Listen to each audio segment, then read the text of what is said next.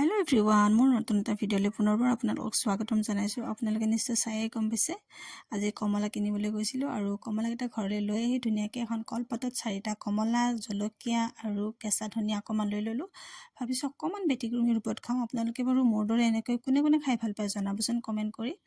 আৰু ধুনীয়াকৈ ৰ'দত বহি এখন কলপাতত কমলাকেইটা লৈ ললো আৰু ধুনীয়াকৈ এনেকৈ কমলাকেইটা চেলাই কিনে সৰু সৰু পিচ কৰি কাটিলো।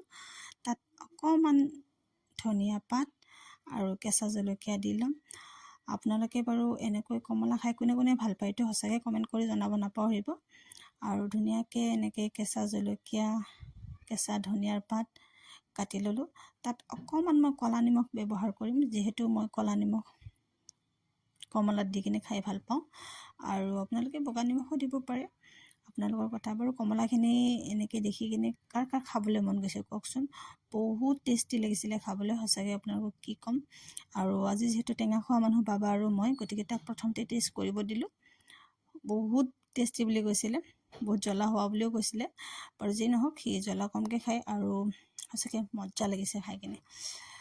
জ্বলা অকণমান নোহোৱা নহয়, জ্বলা বহুত হৈছে। টেঙা মিঠা জ্বলা বহুত টেষ্টি হৈছিলে।